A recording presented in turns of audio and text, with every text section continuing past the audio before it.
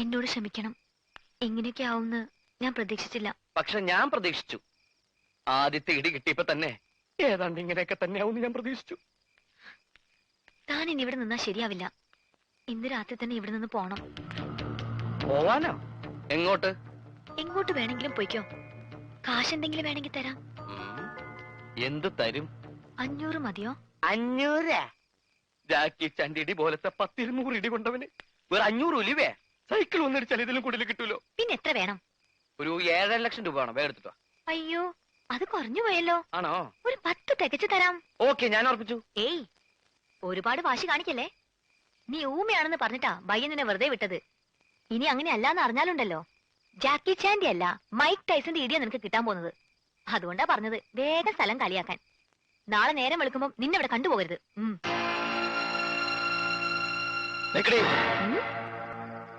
നീ എന്താ എന്നെ വരട്ടുക? നീ എഴുതി തന്ന കടലാസ് നിങ്ങളുടെ ബയ്യല്ലേ? ആ കാലമാടന്റെ കയ്യിൽ തന്നെ ഉണ്ട്. ഇന്നലെ വന്ന എനിക്ക് പഞ്ചാബി അറിയില്ലെന്ന് അയാൾക്കറിയാം. ആ പെങ്കൊച്ചിന്റെ കല്യാണം മുടക്കാൻ അവളെന്റെ കാമുകിയൊന്നല്ലോ. ചൂടാവാതടി. നീയാ ഇതൊക്കെ എന്നെ കൊണ്ട് ചെയ്യിപ്പിച്ചതെന്ന് തെളിയിക്കാൻ ആ കടലാസിലെ ഈ കൈയക്ഷരം ഒന്ന് ഒത്തു നോക്കിയാ മതി. പിന്നെ സമാധാനം പറയേണ്ടി വരുന്നത് നീയാ. നിന്റെ കല്യാണം നടത്താതെ അവളുടെ കല്യാണം നടത്താൻ ശ്രമിച്ചതിലുള്ള അസൂയ കൊണ്ടാ നീ എന്നെ കൊണ്ട് ഇതൊക്കെ ചെയ്യിപ്പിച്ചതെന്ന് ഞാൻ തെളിയിക്കും. അതോടെ പണ്ട് മുടങ്ങിയ കല്യാണം മുടക്കിയതും നീയാണെന്ന് എല്ലാവരും സംശയിക്കും. പിന്നെ നിന്റെ കാര്യം പോകാം. അതെ, ഇനിയൊന്നും ബയ്യ അറിയാണ്ട് നോക്കേണ്ടത് നിന്റെ കടമയാ. എങ്ങാനും ഞാൻ മിണ്ടിപ്പോയാ നിന്റെ കഷ്ടകാലം അപ്പ തുടങ്ങും. ആഫീസ് ആഫീസും പൂട്ടും. Good night. Good night ma'am sir.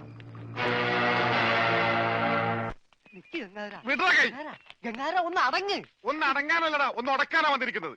എന്റെ പൊന്നനന്തരവനെ നിങ്ങൾ തല്ലി ചതിച്ചിടടാ. ഗംഗാര, ഇതിപ്പോ ഞാൻ പറഞ്ഞാണെന്ന് അവരറിയും. എന്റെ പണി പോവും. പണി പോട്ടടാ. നീ കടപ്പുറത്തേക്ക് വാ, നിനക്ക് അവിടെ പണി തരാം. കടപ്പുറത്ത് വന്നിട്ട് ഞാൻ എന്തോ ചെയ്യാൻ? നീ ഒന്നും ചെയ്യണ്ടടാ. നിന്റെ ചൂണ്ടക്കുറത്ത് കടലിലേക്ക് എറിഞ്ഞ വലിയ സ്രാവിനെ പിടിക്കാം.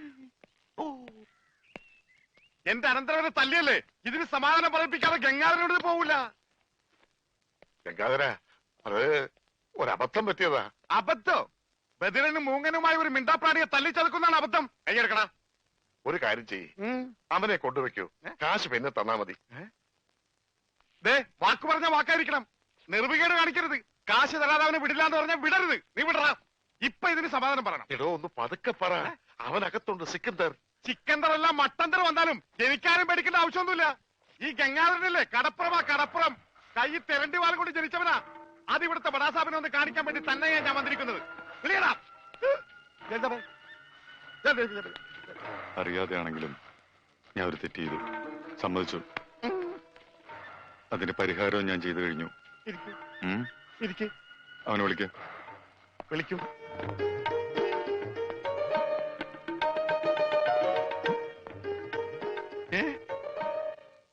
അവന് ഞാൻ ജോലി കൊടുത്തു.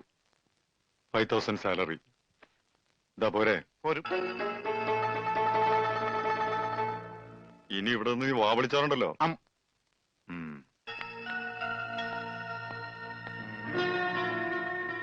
ഈ 5,000 എന്ന് പറഞ്ഞ എത്രയാ? 5,000. കൊടുക്കും. ആരും ഇവിടെ വെറുതെ പണിയെടുക്കണ്ടെന്ന് ആ സിക്കന്ദർ പറഞ്ഞിട്ടുള്ളത്. ആ രമണന് കൂടെ ഒരു ശമ്പളം കൊടുക്കാൻ പറയോ? മരണന് പണിയെടുക്കുന്ന അനുസരിച്ച് നല്ല ശമ്പളം കൊടുക്കും. എന്നാ പിന്നെ എനിക്കൂടെ ഒരു പണിയൊന്നൂടെ? നീ ഇനി ഇവിടെ നിന്ന് എനിക്ക് പണി ഉണ്ടാക്കരുത്. പോടാ. വാടാ 5,000 അനക്കണ്ട. 5,000 അനക്കണ്ട. ഞാൻ പോയിട്ട് 1-ാം തീയതി മടങ്ങി വരാം. ഞാൻ പോയിട്ട് 1-ാം തീയതി മടങ്ങി വരാം. ഇതെന്താ ആടിനുണ്ടായതാ? ഒന്നുമില്ല, ഞാൻ പോട്ടെ. ബാഗ് എന്ന് പറയാൻ മാത്രം അറിയാല്ലേ?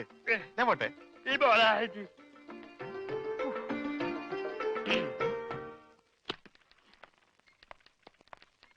Good morning madam. മോർണിംഗ്.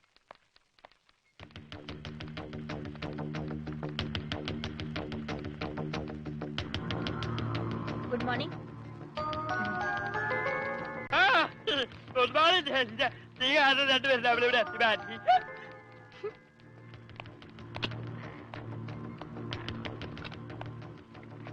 ഭയ്യ അവന് വീട്ടിലെ പണി തന്നെ പോരെ? ആർക്ക്? ആ പൊട്ടന്. വീട്ടിലെ പണിക്ക് ആള് കുറവാ. ഇവിടെ ഈ രണ്ട് നാവും നന്നാല് കാതുമുള്ള ആളുകൾ ചെയ്തിട്ട് ശരിയാകാത്ത പണി അവൻ ചെയ്താൽ ശരിയാവോ? നിനക്കറിയില്ല, അവൻ മിടുക്കനാ. ഇവിടെയുള്ള ആരേക്കാളും മിടുക്കൻ.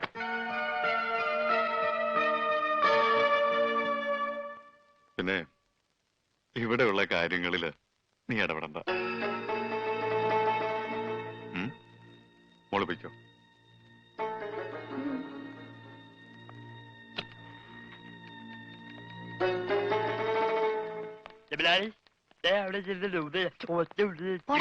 നീ പൊടി. എന്താ എന്താ ജനൽ പാടിയാ? അതൊക്കെ കഴിഞ്ഞു. അവിടെങ്ങും പോയിരിക്കേ.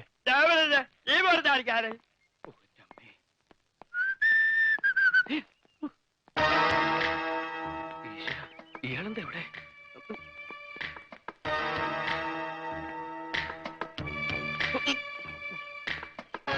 എന്താടാ, കാശ് കിട്ടിയോ? ഇല്ല, ഇതുവരെ കിട്ടിയില്ല. അല്ലെങ്കിലും നീ വിചാരിച്ചാൽ കിട്ടുകയില്ല. ആ ഏരിയയിൽ നിന്ന് ബിസിനസ് ഏൽപ്പിച്ചപ്പോഴേ അത് പൊട്ടി. ആ ഉണ്ണി എന്ന് പറഞ്ഞവൻ നാവിട്ടടിച്ച ആരും വീഴും. ഈ ഞാനും വീണു. പക്ഷെ കാശ് പോയത് എന്തെയാ? അവൻ വെള്ളത്തിൽ ചാടിച്ചെത്തന്നോ ഇൻഷുറൻസ് തുക കിട്ടുമെന്നോ ഒക്കെ നീ പറഞ്ഞല്ലോ. ഡെഡ് ബോഡി കിട്ടാത്തതുകൊണ്ട് ഇൻഷുറൻസ് കമ്പനി കാശ് കൊടുത്തിട്ടില്ലെന്ന അവന്റെ അച്ഛൻ കൈമൾ മാഷ് പറഞ്ഞു. കള്ളം. അയാളാ കാശ് ഒതുക്കി അവന്റെ കഴുത്തിന് പിടിച്ച കാശ് കിട്ടും. അതിലും വലുതൊക്കെ നാട്ടുകാർ ചെയ്തു കഴിഞ്ഞു. നാട് റോഡിൽ വെച്ച് ഉടുതുണി പറിച്ചു മാറ്റി. വീടിന് നേരെ കല്ലെറിഞ്ഞു. ഇനിയും പൈസ കിട്ടിയില്ലെങ്കിൽ വീടിന് തീ വെക്കുമെന്നാ നാട്ടുകാർ പറഞ്ഞിരിക്കുന്നത്. ആ നാട്ടുകാരായാൽ അങ്ങനെ വേണം.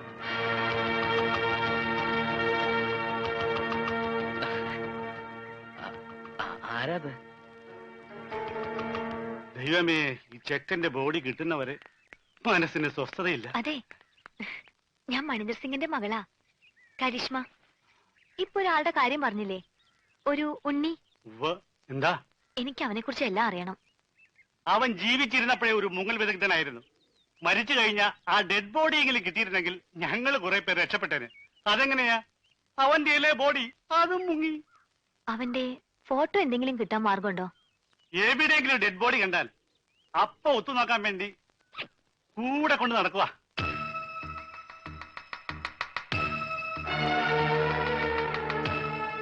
ഒരു നാട്ടിലെ മുഴുവൻ ആളുകളെയും ചതിച്ചിട്ട് വന്നവനാ. അവനെ വിശ്വസിച്ചൂടാ. അവൻ നമ്മളോട് പറഞ്ഞതും പച്ച കള്ളമാ. അവൻ ഗംഗാധരന്റെ ആരുമല്ല.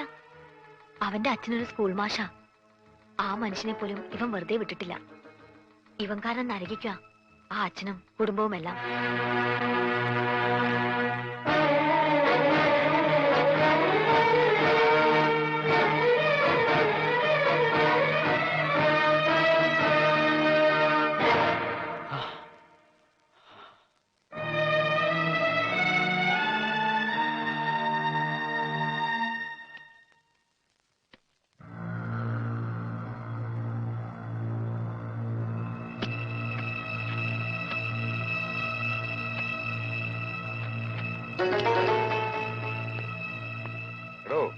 നമുക്ക് ഈ പണം 5 മണിക്ക് മുമ്പ് റാവുത്തറിഞ്ഞിന്റെ കയ്യിലെത്തിക്കണം.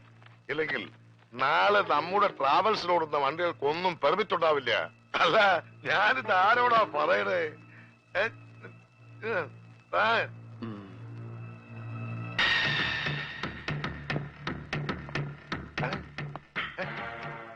ഞാനും പഠിച്ചു. ഇത്ര ഈസിയാണ്.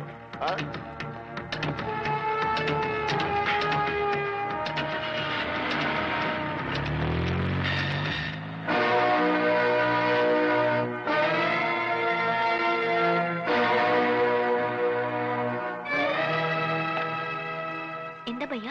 ചാച്ചാജി ഇതുവരെ എത്തിയില്ല.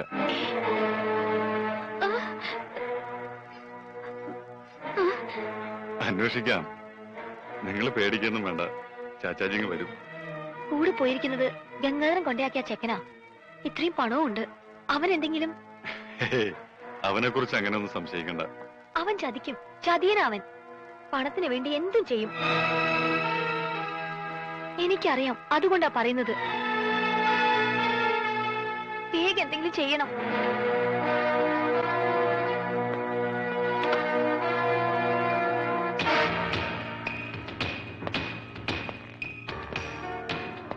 അവൻ ഇവിടെ വന്നിട്ട് എത്ര നാളായി? 2-3 മാസമായി കാണും. ഉം. ഇവിടുന്ന് പോയതിനു ശേഷം മണീന്ദർ സിംഗ് ഫോൺ ചെയ്യോ മറ്റോ? ഇല്ല, തിരക്കാവുന്നിടത്തൊക്കെ തിരക്കി, ഇതുവരെ ഒരു വിവരവും ഇല്ല.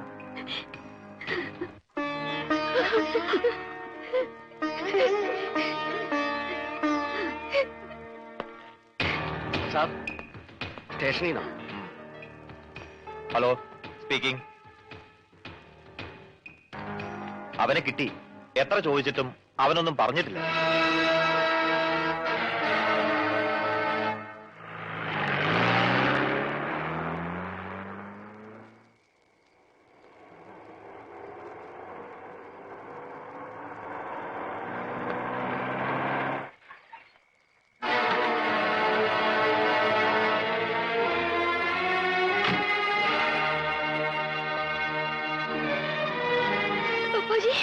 എനിക്കൊന്നുമില്ല, മോളിങ്ങനെ വിഷമിക്കാതെ.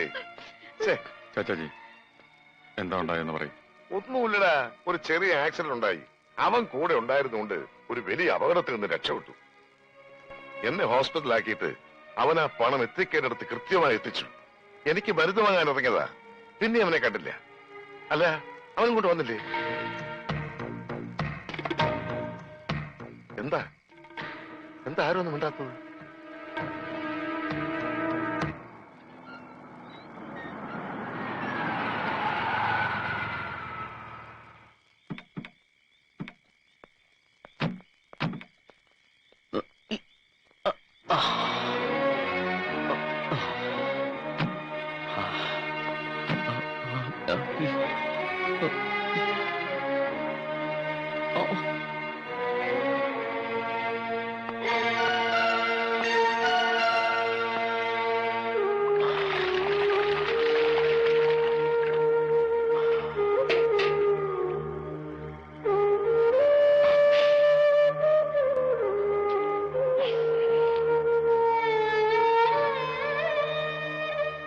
അത് കാണാതായപ്പോ ഞങ്ങള് വിചാരിച്ചു കട്ടിട്ട് പോയി കളഞ്ഞു എന്നല്ലേ. കൈമൾ മാഷിന്റെ മോൻ എല്ലാം പഠിച്ചു, കക്ക മാത്രം പഠിച്ചില്ല. ഒരാളെയും ചതിക്കാനും അറിയില്ല. അറിയാമായിരുന്നെങ്കിൽ എനിക്ക് ഗതി വരില്ലായിരുന്നു.